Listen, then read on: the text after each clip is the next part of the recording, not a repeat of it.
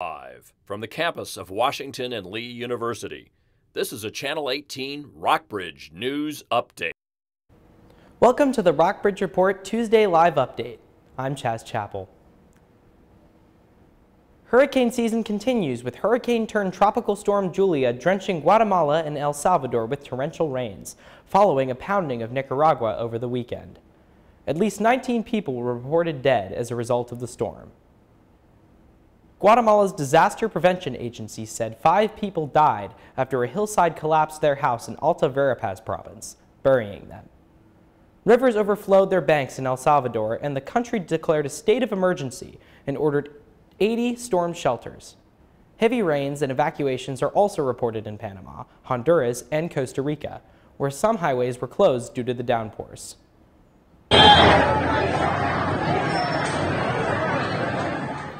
Anti-regime protesters continue to take to the streets of Iran over the murder of 22-year-old Mahsa Amini, despite a crackdown by Iranian authorities. Over the weekend, several protesters were killed. The movement started over severe restrictions on women's rights, but has grown to encompass more wide-reaching grievances.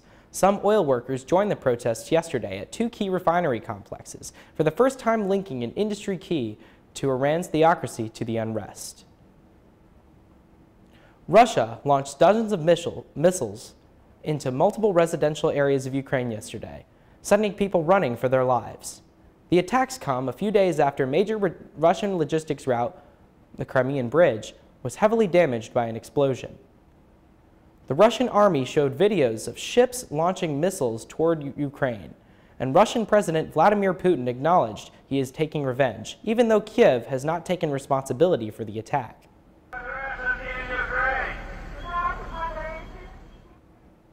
In Washington, D.C., a small group of about 40 protesters gathered outside the Russian embassy to protest Russia's latest actions in Ukraine. Officials are keeping quiet about the location and condition of a controversial Confederate statue in Virginia. That's due in part to a judge's order. CNN's Isabel Cleary reports. Again, remain very confident in our legal position, and we think we'll prevail at trial. Christopher Tate is the attorney for the Jefferson School African American Heritage Center. The city gave them the Lee statue.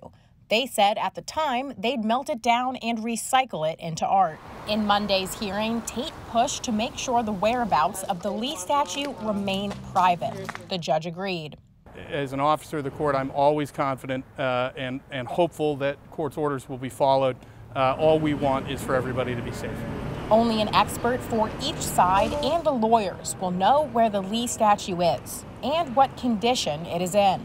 We are making significant strides towards the appropriate and proper outcome. Charlottesville made a decision about what it wants to do with its statues, and we're willing to go through every single one of those processes to make sure that that is the outcome that is required. Former counselor Kristen Zakos was among those there to support the Swords into Plowshares project. The eyes of the world are on our city. The Swords into Plowshares project promises to serve as a model to other communities who are grappling with what to do with these symbols of division. We were one of the first communities to begin a public discussion on removal of Confederate monuments, although we were not among the first to actually remove them. No one would say what shape the Lee statue is in now, whole, in parts, or something else. We are backed by the city of Charlottesville, and our aim is to participate in the development of a city that lives up to the values that they espouse. We would like to keep up with the positivity and making it a better space for the Black community. Britain's King Charles III will be crowned at Westminster Abbey on May 6th, in a ceremony that will embrace the past, but also look to the modern world after the 70-year reign of the late Queen Elizabeth II. The Buckingham Palace announced today that Charles will have a solemn religious coronation conducted by Justin Welby, the Archbishop of Canterbury, and British media reported that the guest list would be paired to 2,000 from 8,000. Elon Musk commissioned a report on Twitter bots as a part of his legal battle with the social media platform. Data analysis firm Ciabra conducted analysis and found that Twitter had more fake accounts than any other comparable social platform. Seabra says bots make up about 11% of Twitter's total user base. The prevalence of bots has been a sticking point in Musk's $44 billion acquisition of Twitter. Thank you for watching the Rockbridge Report Tuesday Live Update.